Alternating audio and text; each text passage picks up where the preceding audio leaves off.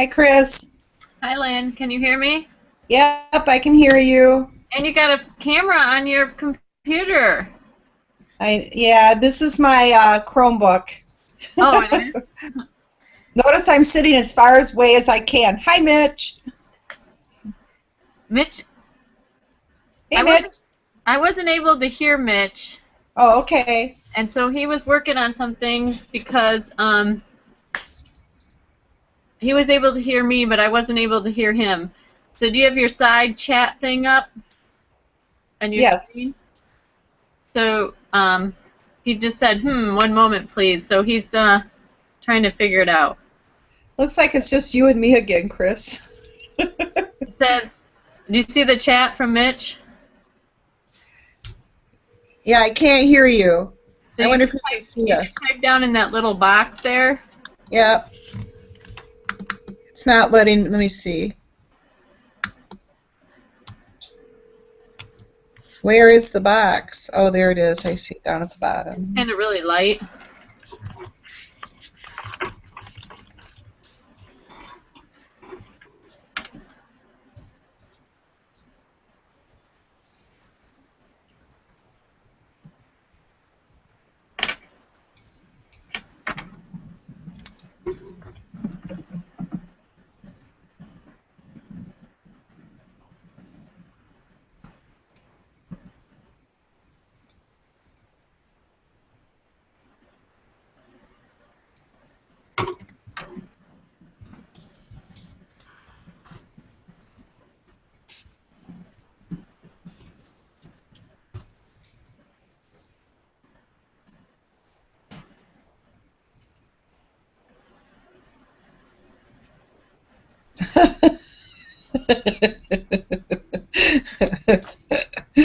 Oh, that was cute, Chris. But he can hear us. We just can't hear him. Oh, he can hear us? Oh, Yeah. that's right. Yeah.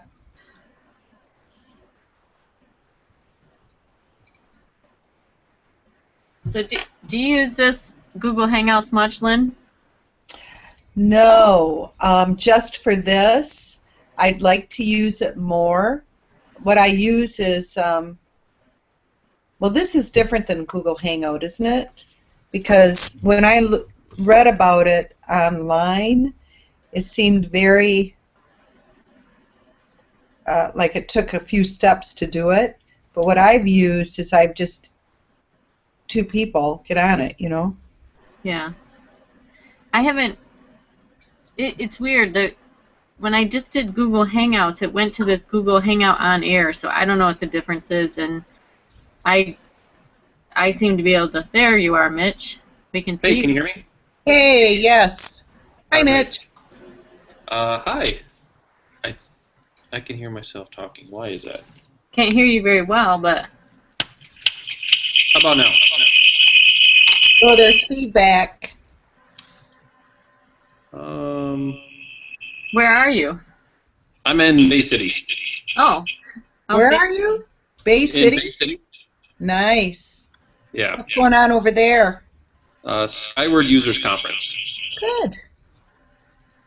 Learning lots of good stuff? Oh, let me see something here.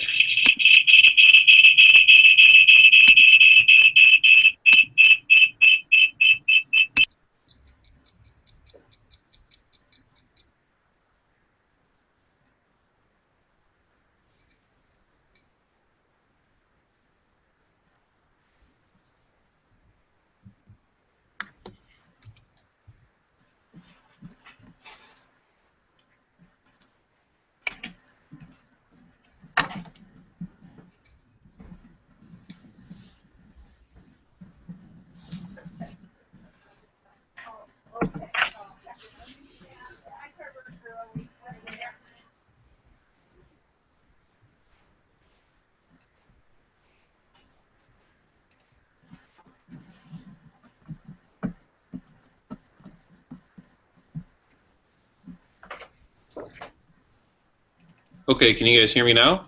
Yes. Is the feedback okay? Yes. Huh. Weird. So I'm coming through okay now, and let me see if...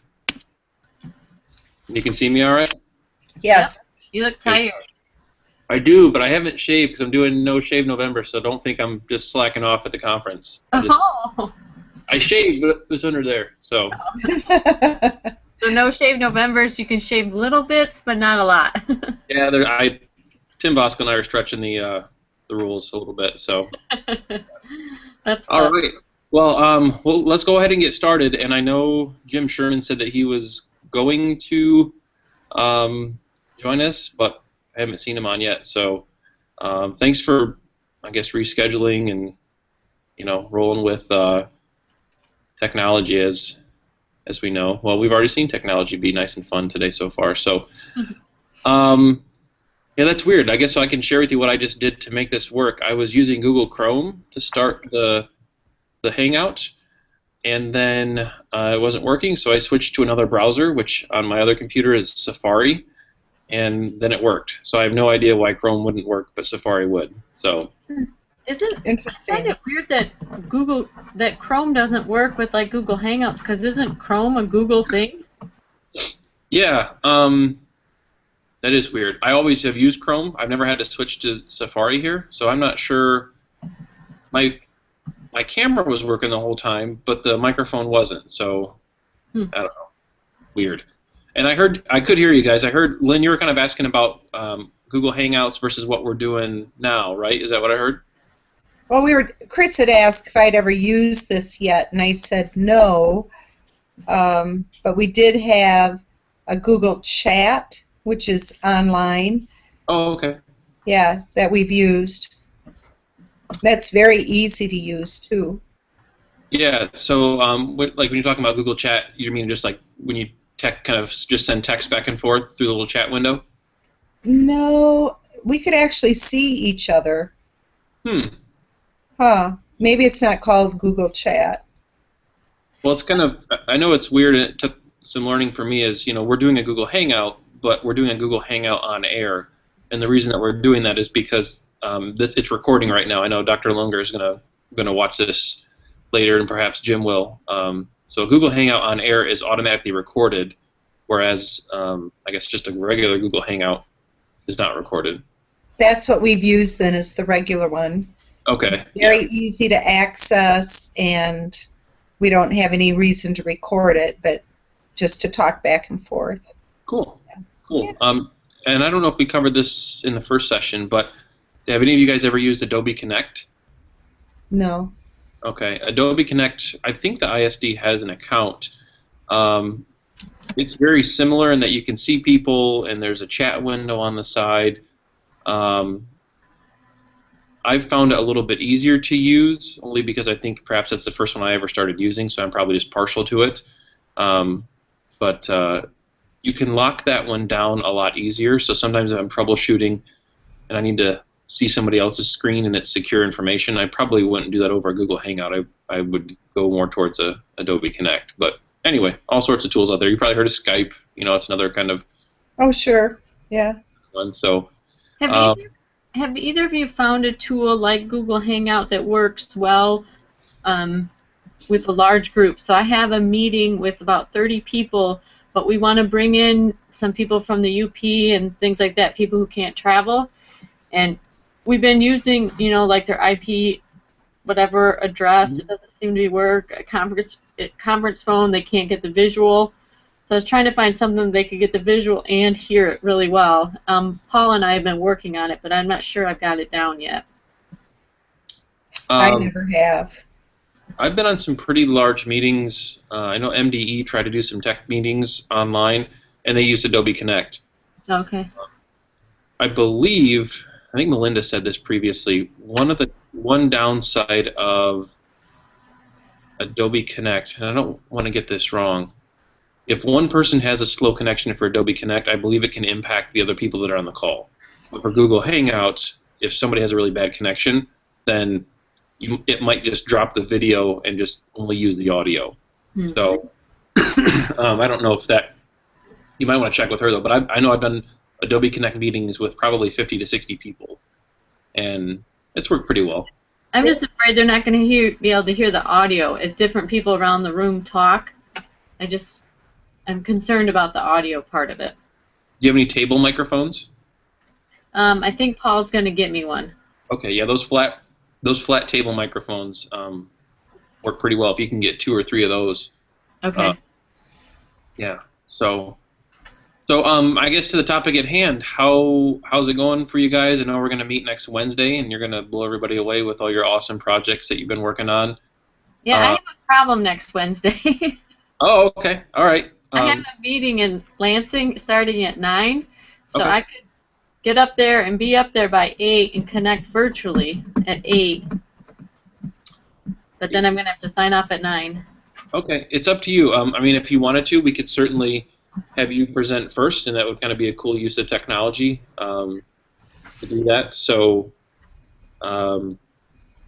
yeah, it's up to you. In fact, if we want to kind of practice a little bit of that right now, Chris, let's see if you can share your screen. So if you move your cursor over to the left side of the window, there should be a green button that says Screen Share. Yep.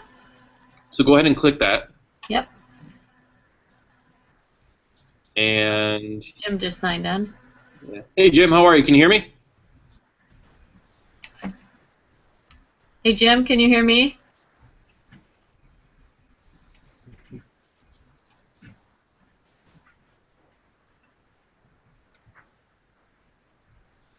All right. Well, we'll keep talking, and he'll. If he hears us, I think we'll probably be able to tell it in space, maybe. Hey, Mitt. Yeah. I have a problem Wednesday too. I also am in Lansing. I'm glad you said something, Chris. Okay. And I'm in Lansing all day. Okay. So, starts at 8:30 and ends at 4. Okay. It's up to you. If you want to put something together ahead of time, I can share it. Or. Okay. I'm sorry. Oh, it's okay. We're all busy. Believe me, I understand. So Chris, what I was saying is when you click Screen Share, let me do it on mine. There's a little window come up that says Google Plus Hangouts, and then it asks you if you want to share your desktop or your Hangout or whatever. Anything come up for that? Yep. So I click on Hangout. Yep. Well, actually, go ahead and just click on Desktop, and whatever's on your computer, we're going to be able to see. I have Screen 1, Screen 2, or Google Hangouts. Do Screen 1. Okay. All right. So now, why don't you just maybe go? There we go. So you're looking at a document right now. It looks like. Yeah. I pulled it up so you could see it. Okay. Okay. So this is my activity planning. Oh, actually, I want to do the other one. Okay. Okay. So this is my activity planning for planning routine tasks, and this is what I did. I spent quite a bit of time learning about slots and appointment slots and calendar. Then I tested it out. I kind of said when I wanted it completed by, and then over on the task I told you when I did it. So I tested it with Tim and Steve, and then tried it again and again. And then on the 21st of October, I actually set up the slots. I actually tested it again with MJ Sipsick, who is not tech savvy. I wanted to see, I sent an email to my staff, and I wanted to see if she could follow the steps, because there's links that are very easy to link to, but if you don't see them on the screen, then you get frustrated. That was the only thing that I found was a little bit not intuitive. So anyway, so I set up appointments, and then actually on the 21st, I actually sent them out to my staff, and I gave them a email that said I was going to be doing this, and then I sent them out. And at the beginning of the email, I just said do it, and then at the bottom I wrote up a tutorial that said how they do it if they needed help, if they couldn't get it through. And it was funny because my two tech-savvy people at the Career Center, they were on it right away. And then the third person that made their appointment with me was our least tech-savvy person in the whole building. And she was able to do it. So I thought that was pretty successful. So I haven't gotten everyone to make their appointments yet, but I think I'm up to about 12 people out of 20-something. So I think it's not that they can't do it because of the technology. They just can't do it because they haven't found the time to read their emails. Cool. Very nice. So, Can I just click over? I just want to show you on my calendar what it looks. Can you see my calendar? Yep. Yes. Okay, so if you look on the 1st or 2nd of December, so you see those big slots that are my program budgets, and then when they go in there and they click on those links, they just make their appointments. Those are just individual program budgets within that day. And Cool. so when I click on them, I just, oh, and it's with Michelle Lloyd. She doesn't have to write her name down or anything. It just automatically goes in there. Awesome. So you got 45-minute time slots, it looks like? Yep. Okay. And I have it on those 2 days, and then the next week I have a slot. I only have one person signed up for that next week, and then a 4th day there. So I just have to get them done before Christmas break. Great. Very good. So it's kind of fun to try it. So what did this process look like before you found out this technology tool? This process was in a Microsoft Word document, I made the little appointment slots, and I gave Carol Talent, the secretary, the sheets, and she put them on the table in the office, and people had to walk down and sign their name up for a sheet, and then she would take that sheet and put it into my calendar and put it into their calendar, and then they would have to switch, and they'd have to go back to Carol, and it was just... Tomorrow from 4 to 8 p.m. So it sounds like things have gotten a lot easier, perhaps? Yeah, for sure. Okay, okay. I would Hey, say that, you turned the screen sharing off. Was that easy to do? yeah, it just said, do you want to turn it off? And I said yes. Okay, cool. So I guess, would you recommend that, that solution to other folks if they have to make appointments with people? Yeah, it was really easy, and I'm gonna do it again in the spring for I meet with everyone and go over. We have something called track notebooks and the 16 criteria to be a state-approved program, and I do the same thing. I meet with everyone for 45 minutes, so I'll do it again in the spring. Excellent. The only thing I have to say is I feel like I took a job away from my secretary, like job security. I don't need her to do that anymore. That felt kind of weird to me. So. I don't need her because I love her, but you know, I'm just Right. like, oh, if I keep doing this, then that might be a job that's, you know, if you multiply it by a million. Yeah, you know, right. Huh. Good. Well, good. I'm glad that you found something that worked for you. Jim, Lynn, I don't know if you guys would like, you can do the screen share and we can review how to do that again. So you can, if you have anything you want to show us, or you are more than welcome to just talk about it. It's up to you. Yeah, I can talk about it. A little intimidated on the screen share. Okay, Yeah. no problem. But I did pull together, you know, the session 2 planning document for the collaboration, and you and I had talked about the activity that I did with my supervisors where we were working on the performance evaluation system rubric, and I gave it to HR to kind of look at it, and Russ had lots of questions, and so we taught him how to insert comments into the Google Doc so he could ask the questions next to the rubric areas, and then we booted the Google Doc out, not really, it's always in one spot, but let the supervisors know, and then they went in and answered the questions on the rubric. It really was nice because I didn't have to bring 13 people in to talk to Russ. Everybody could do it when they felt like it. Russ could do it, really study it and take a good look at it and ask the questions.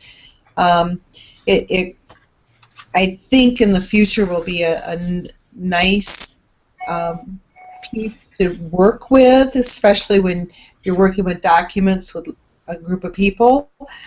My only thing I would do different is that I wouldn't give them the entire document because the rubric is huge and it just was overwhelming because Russ asked a lot of really good questions, and I think it was overwhelming to reframe everything we had talked about and then put it in writing, 6 or 7 pages long. So I shortened it up a little bit. Okay. So obviously, kind of identifying the length of whatever you want to have somebody comment on was a takeaway for you. You've learned that shorter might be better. Shorter is better. I think it's a really good tool that I'll use again and again with my special education supervisors, because they are very bright people and have many ideas, and especially when procedures from MDE come down, we can throw that information out in a Google Doc and get their comments and their thoughts and what they think will be the results of this new protocol or procedure, so that we can be better prepared when it comes down the pike. Okay. Yeah, and then we don't have to Great. take up meeting time for it. Mm-hmm. Yeah, and I don't know, Jim and Chris, are you both familiar with what comments look like on a Google Doc? I am, yes. Yeah. Okay. Okay. Great. Great. All right. Well, thanks, Lynn. Jim, what do you got for us? You guys can hear me all right? Yeah. Okay, Hey, good. Jen. Hello there. Yeah, I've got, as far as collaboration goes here, I've got I've been working on, we've got the students in our program, they come in and we've got some basic information on them that kind of comes in through the office, through the administrative end of things. And I've tried to come up with a way to share that. We've got different pieces of information that the teachers need to know, like, for instance, when a student is leaving the building for a hearing, a court hearing or something of that nature, where they're going to be away from the classroom, so that they can kind of plan on what the students need to make up and how many kids they're going to have in class each day, that kind of thing. And so what I've tried to do is set up what I have done is set up a shared document, actually a couple different ones that the teachers can then go in and look at, and can add comments. Actually, a couple of them I have set up where they can actually type into that, or it's kind of a group edit kind of thing. And so the one document I use, like with the things like that, I have a spreadsheet that I've set up, and week by week, as I find out the information, and it's really kind of in real time, hour by hour, we find out more and more things, and I keep adding that into the spreadsheet. I've got that out there for them to that they can look at and that sort of thing. And then I've got another document set up, and we're trying to figure out the best way to structure this, where we've got a student, like their student's name there, and with the basic information that we know about them at the time. And then as we get to know them a little bit and they've been here longer, all the staff have an opportunity to go back in and type different things they found out about it. So essentially you have kind of a journal entry, I guess, on each kid. And it's kind of a running document type thing. And I guess, Jim, I have a question. So you're sharing this on Google Docs. Is that all cool with FERPA and everything? I assume that you're putting in some confidential information. Right. What we've got is I'm only sharing it with 7 of us all together, including Eddie, with that. So it's only shared. It's not a public type thing. It's not something that any other people, with the ISD email, that kind of thing, can get in and view that. It's only shared with the 7 of us. So is that kosher, Mitch? Yeah, it sure is. The big thing that Jim's doing is he's using the Calhoun ISD Google Apps for Educators account. If he was, doing jimisawesome@gmail.com and sharing it out that way, that'd be his personal account, and that wouldn't be okay. But correct. Yep, since he's using that one, yeah, they're all our work emails through the ISD email. So, Perfect. and I created the document and have shared that out, so I've only shared it to their work emails. They have no other emails that they can view that through or have any permissions through.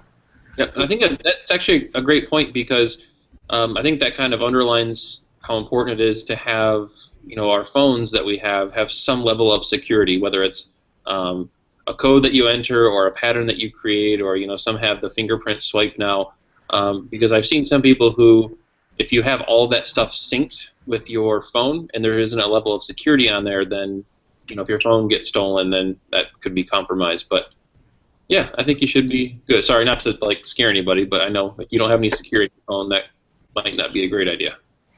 Yeah, so we did talk about that before we get this going, and I guess the one thing on that I'm struggling with is we've got students can come in any hour, any day, basically. So we have new students joining us, and I create a new, add their name to the page, that kind of thing. And I know eventually, I think we were at 24 kids today, so we can manage that. But 2 weeks from now, when we've had another 10 or 15 running through the program too, I'm gonna start to archive that or move some of the kids that have left program, move that information out, so they're only looking at the current, like 24 kids that we have or whatever. Look at the better format for that. That's kind of where I'm at right now. Jim, did you do it in a Google spreadsheet or a Google Doc? Well, I've started out. I've got the court date and things like that are in a spreadsheet. Okay. And then the other side that I have, I've just used a document where I put the student's name on there. Okay. Put just information there, and then as they go through classes each day, the teachers may pick up something. Say today they, talked about this in class, and it seems to be, something they're interested in doing, so that the English teacher can look at what the math teacher said, some interest that the kids have, or mention something about, kind of what's going on in their family at home or something that might be something the English teacher might want to process through in something like that they're doing, or, that kind of thing. It's kind of just a communications piece and information piece there. Okay, cool. Yeah, one thing that, you mentioned being concerned about the volume. If it were in something like a spreadsheet, and people knew how to use a filter, then obviously they could filter it out, for a specific kid. On the flip side of that, if it was in a Google Doc, they could just on their computer hit Control F and try to find a specific kid's name. So I don't know if you have anybody use Control F, but that can help you find the keyword no matter what you're using. Okay. Well, good. Did you have any other? You mentioned kind of on the collaboration side. Was there anything on the automating routine tasks that jumped out at you? Yeah, I actually I've kind of been using, as far as my to-do lists and task lists and things like that, I've always got that on paper. And there's always stuff that you roll over into the next day, and you either have it on the computer and cut and paste, or you just write it in again for the next day if you're using the paper version. Yep. So I looked at some of the what Google has to offer through their tasks, and I also looked at the Todoist on there, and I actually kind of like that one. I got that set up and have started to put my to-do stuff in there, and it's kind of neat where it's if you don't get it done one day, you can just put the next day's date in there, and it rolls it over, and it just can keep on moving. And you can also kind of take a look at what's been completed and and what hasn't in the different lists there. So I've added that in. That's kind of, I guess, a personal productivity kind of thing in there. Mm-hmm. And I've also used Boomerang a little bit with the email. I had some emails that came in like over the weekend. Like my email stuff that I wanted to make sure was at the head of the list on Monday when I opened up my email when I got back to work. So I had them bounce back in there to the top of the list on like 8 o'clock Monday morning. Great. So that was kind of cool. I can see some definitely more use in that as I get used to it. So. What are your thoughts on in Todoist, and Lynn, Chris, if you haven't checked it out, one of the interesting features for me is their productivity graph. Have you looked at that at all? Yeah. That was kind of, I don't know if it was encouraging or shaming to me, because if you didn't do something that day, if you didn't check things off, your productivity would just tank right down. Yeah, because the graphic for you. Yeah, goes right down to zero. Right. It looks terrible. Yeah, but that's kind of interesting. Right now, I'm kind of on an upward trend, but I can't remember one day. I don't know if it was the weekend or Monday or something. I didn't check off anything as completed, so it went dropped way down, and then it bounced back up the next day. Just start adding stuff like go to lunch, wake up, and then check those off, and then they think you're doing a great job. So. Yeah. So, well, good. So, Lynn and Chris, Dr. Lunger and I talked about the whole automating routine tasks portion of this. And Chris, gosh, I'm trying to think. Did you put yours in the category of collaboration or automating routine tasks? I did it under automating routine tasks. Okay. I learned about it in our first face-to-face, and I just thought about scheduling budget meetings was just a routine task that I handed off to someone else to do in my calendar. So, yeah. Okay. Cool. Because I was curious. I asked that because I could see where you could make the case that it's kind of both. You're collaborating with other folks using technology to do something quicker. So, I guess, I didn't know if automating routine tasks seemed overwhelming, but it looks like, on that side, Jim was able to get something going with Todoist. Chris, you had something with the time slots. Mm-hmm. Did any of you guys, I guess, give any more thought to Autocrat, taking in information and emailing it out? Was that, excuse me, I didn't know. And Jim, we talked about that from your iPad apps idea, but I just didn't know do you think Autocrat is too overwhelming? I think. Go ahead, Lynn. No, I was just going to say, I think to get started, I would feel comfortable with someone sitting right next to me to, work me through a couple of the steps. It seemed like daunting, as Chris said. I think it's a great idea. I do classroom visitations just to get out into the classrooms, and that would be a perfect tool for me to use at the end of the day, and kind of check and say, hey, I love the way you did this, or this really looked great. They're not walkthroughs on my end, but it'd be a nice reinforcement for the staff, seeing the good work that they're doing. Okay. Yeah, I completely agree, and I can empathize with you because it wasn't too long ago that I started using it, and I know the initial setup is incredibly overwhelming. Yeah. Okay, well, just keep that in mind. If Will do. Chris, were you going to say something? I'm sorry. Well, Autocrat totally intimidated me, and I kind of just totally shut down because I thought I'm at the infancy, learning all this new stuff, and that just seemed way advanced for me. So maybe in my sixth class of HEA, I might be able to get there, but I wasn't ready yet. I was excited about the appointment slots, and I did the task list and all that other stuff, but I don't know, it just seemed intimidating to me. Cool. No, I completely understand. Any advice in this module? We're going to do this. I mean, obviously we have session 3 coming up, which is accessing and finding information. But any advice on this session that you think might be helpful moving forward? And I mean, Jim and Lynn, you've been through 2 sessions, so you can look back over both of them if you want. I think that it's really important to be at session 1. I couldn't be there this time, and I've been a little, I think my pattern of learning's been just a little bit off because I wasn't quite sure what I needed to do for each, like the video today or whatever. I mean, you and I have talked, and I've gone through everything and done it, but I think that's important for people to know they need to be there the first time, if they can be.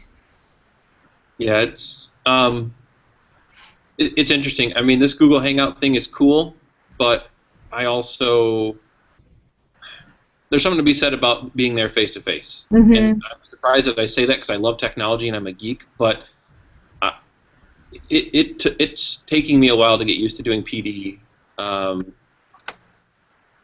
like this. Now, granted, it's a huge benefit to me that I can see your face and your facial expressions, because there have been times when I have done purely audio-based PD where people can see my screen and they can hear my voice, but I can't. I can only hear them, and that, to me, that was really, really awkward. So So yeah, I agree that the face-to-face kickoff and kind of being there is important. It's good. Mm-hmm. Well, good. Chris, and any thoughts? I really took heed to Dr. Lunger's advice about scheduling time. So on my calendar on Friday afternoons, I put HEA work. Can't say that it didn't get, Mm-hmm. on top of it, but I really tried to adhere to that and set aside blocks of time to work on it. So I think that's really important. And then my other thought was, I know this is high efficiency administrator, but I'd love to see this provided to our administrative assistants, because I can see a lot of application that we're doing that they do, and I think, like for routine tasks, they do a lot of routine tasks, and if there's something that they could get automated for them, that might be really helpful. Excellent, Chris. Great. Yeah, because I think, Lynn, you mentioned perhaps with Karen, and careful, Chris, Rita's behind you. She's sneaking up on you. I was talking about you.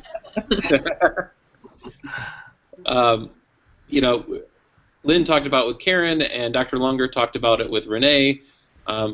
Doing this type of a thing in tandem could be helpful, but I could also see it being really helpful for administrative assistants. So perhaps I need to talk to Sue Wallace about something like this that doesn't necessarily just include Google stuff, but I do believe she does trainings for admin assistants. They do. They have AA meetings. Oh. Yeah. Okay. Multi-step process. No, that's right. They go through the steps. Do they get chips and stuff like after? Yeah. For snacks, but they could say they get chips. That's funny. Okay, I wouldn't even think about that. All right, this is being recorded to the world, so we better move on there. All right, well, thanks. Jim, what thoughts do you have? Yeah, I don't know, this last, or what we call it, module or whatever we're completing right now has been, I've just been had just little spots of time here and there. I don't know, I didn't feel like I was as consistent this time around as I was with the first one, so just kind of sat down and said, okay, what do I need to do here, kind of thing. And as you read through the material, it's like, oh yeah, I'd like to try that with this, and just come up with some ideas, and then just find the time to kind of try some of that stuff out and use it. But sometimes it is hard to find another staff person, within your program or whatever, that you can kind of explain what you're trying to do and have them kind of be the guinea pig stuff out, and find somebody that's got a little bit of interest and maybe is a little bit techie, just enough to want to kind of experiment a little bit. But so far so good. Been able to find people to do that, and sometimes I'll just create another account in something, or use another email address or something to try something out, whether I'm boomeranging something around, just send it out to just kind of dummy addresses and things I have to see how they work before I try and ask anybody to to help me out with something sometimes. But yeah, that's a good idea, and I think I'm sure that there are folks who, when they find out what you're doing, you're trying to use technology to become more efficient. Mm-hmm. I mean, inherent in that is obviously learning the new tool, but I don't know if you felt this way, but I have felt this way when I'm trying out new tools. I mean, I feel like, wow, I just wasted 2 hours determining that I don't want to use that tool, and so it's, was that efficient? But then you find the one thing, like Chris found the time slots, and Lynn found the comments, and you might have 3 or 4 things that just flop and are a total waste of time. You went down a rabbit hole on a bender, and so yeah, I hear you. I can't tell you how many Word documents or graphs or something I've made, and I've just deleted the whole thing because it's. But I don't know, these sessions here kind of, there's things that I think about all the time and kind of put on the back burner, but these sessions here have kind of encouraged me to move forward on a few things and actually get them done. It's easy to put them aside and keep moving ahead, and with this, you got a few kind of like deadlines, I guess, that come up that you want to have some things done, so you can come out here and talk about them, that kind of thing, and that's been helpful to me. I think just kind of helping kind of pace me out a little bit here to try some of those things, and then I tried it, it was effective, and I'm going to continue to use it, or no, it wasn't, you know. Right, right. Okay, well, good. So I hope to see you guys Wednesday. I know, Chris, we might see you virtually. Lynn, you've got a conflict. Jim, any idea if you will be able to make it on Wednesday? Yeah, I'm open for that. Yeah. Mm-hmm. Okay. I'll check with Dr. T, and I know Gary Dancer from Coldwater sent me an email. I didn't hear from him on the doodle, so I didn't send him the link to this email, but he was waiting for it. So hopefully he'll be there. But Lynn, Chris, if you want to just plan on connecting at 8, and you know how to do the screen share thing now, so if you'd like to share what you did today, I think that'd be great. But if something comes up, trust me, I understand. You guys were gracious enough to understand whatever was going on last time we tried to do this. I don't know, it was weird. Something was up with Google Hangout. So, plus, not going to lie, Lynn and I were kind of crossing our fingers saying, oh man, let's not have this work because we want to go. So, Mitch, next Wednesday, what do you need? Just what we've uploaded to you? Yeah, so, you know, I mean, yours is a little bit difficult because I don't know that you want to share that entire document with all the comments. So I'd be happy to just speak on your behalf about, you know, what you've done. I can share one page. Okay, or take a screenshot. Yeah, if you want to. And then get it to you. Yep, and Okay. I'd be happy to share it. Okay. What about the planning document for the efficiency? Just the timeline? Is that all you need? Yeah, so there's a couple things. Let me go up there. I'll have to share my screen with you guys. You guys see my screen okay? Yes. Okay.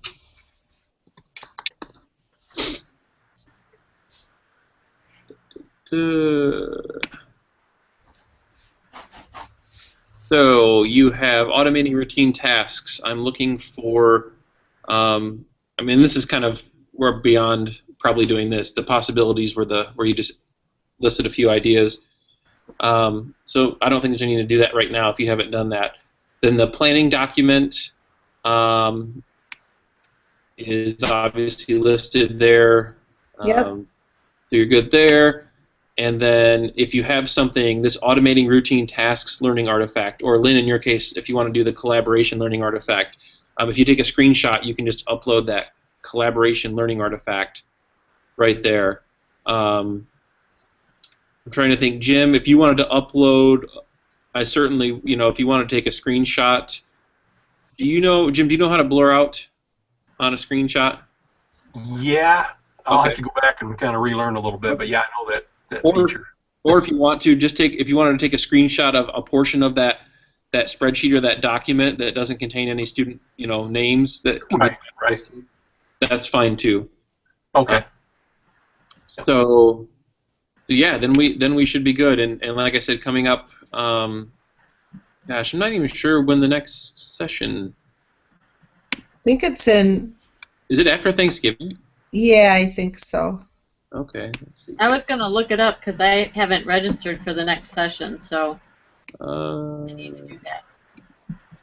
Yeah. Wow. Jeez, not until January 7th. Oh. So January 7th, that last session will deal with accessing information. So let me stop that. You know, Accessing. Mitch, I think the timeline is really good because that gives us 2 months to practice some of the things we've learned. Sure, I'd love to say that I did that intentionally, but I just didn't want to mess with Thanksgiving and Christmas. So, but I am excited about the information one because, and I don't know how. I think this will make you more efficient for your job, but we're going to look at lots of ways to search Google and kind of bend Google in ways so that your search results, when they come back to you, are a lot more specific. So, let's say you want information. You want to find PowerPoints on a specific topic. We're going to show you how to search only Google for PowerPoints with very, very specific information. I know that that's really vague, but I think it's going to be really cool. You'll learn a lot of tricks on how to search Google differently than just typing in, you know, a word or a phrase. So, excited.